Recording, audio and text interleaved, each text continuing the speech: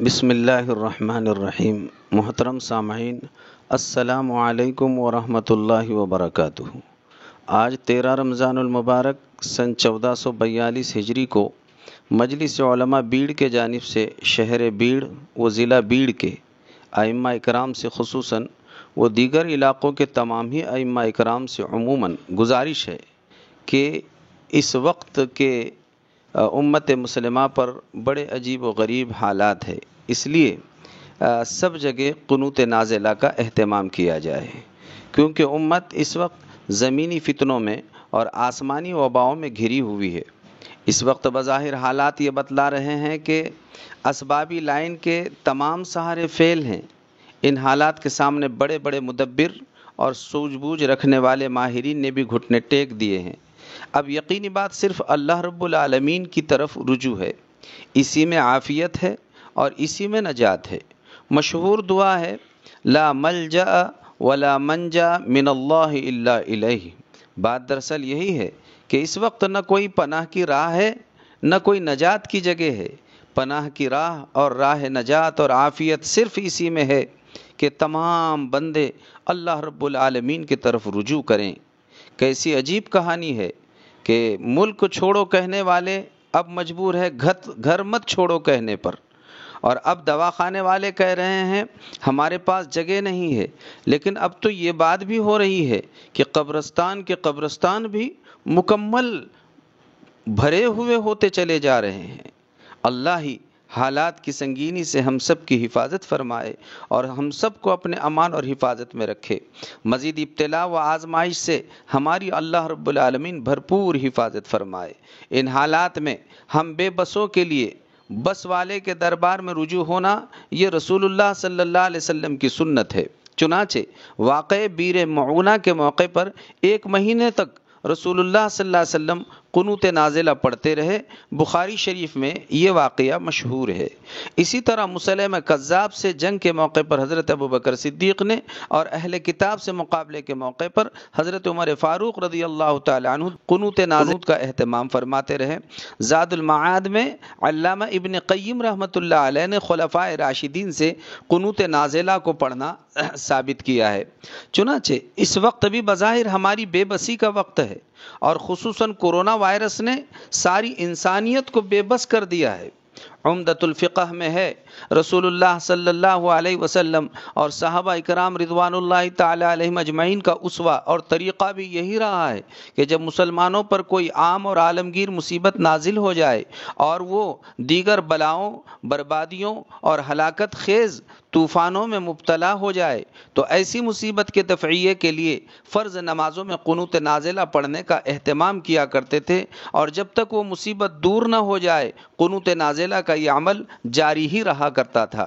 سیرت کی کتابوں میں قنوت نازلہ پڑھنے کی میعاد حالات جب تک رہے تب تک پڑھنے کی رہی ہے۔ کبھی رسول اللہ صلی اللہ علیہ وسلم نے 40 دن تک قنوت نازلہ پڑھا ہے، ایک جگہ کہ آپ نے 1 مہینے تک بھی پڑھا ہے، اور 20 دن تک کا پڑھنے کا بھی تذکرہ ہے۔ چونکہ قنوت نازلہ بمنزل علاج کے ہے، جب تک حالات رہیں پڑھنے کا اہتمام کرتے رہنا چاہیے۔ نیز نماز شروع کرنے سے پہلے ہی امام صاحب یہ نیت فرما لیں، قنوت نازلہ میں 2 باتوں کی نیت کریں۔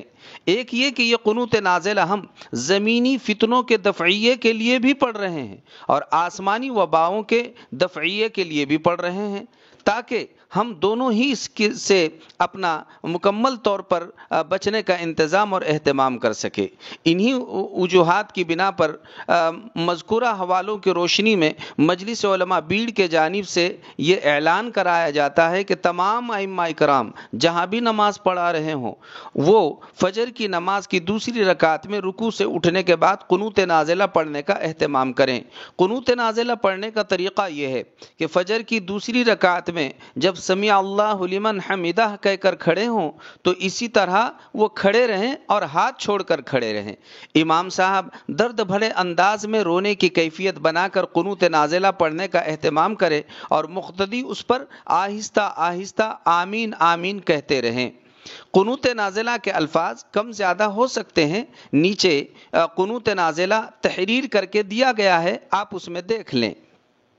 نیز قنوت نازلہ عورتیں بھی اور اکیلے نماز پڑھنے والے افراد بھی مذکورہ طریقے پر پڑھ سکتے ہیں، لہٰذا عورتوں کو بھی چاہیے کہ وہ قنوت نازلہ یاد کر کے اپنی فجر کی دوسری رکعت کے رکوع سے کھڑے ہونے کے بعد وہ قنوت نازلہ پڑھیں اور پھر اللہ اکبر بول کے سجدے میں جا کر اپنی نماز مکمل کر لیں۔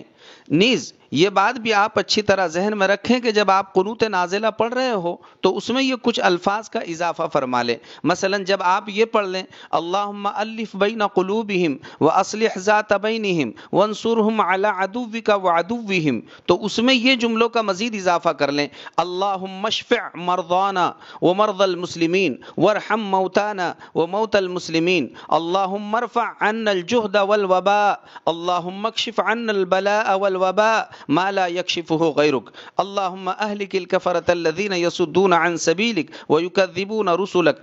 اس طرح آپ مکمل طور پر قنوت نازلہ پڑھنے کا اہتمام کریں۔ بھائیوں، حالات کی سنگینی ہے، ان کو سمجھنے کی فکر بھی کریں۔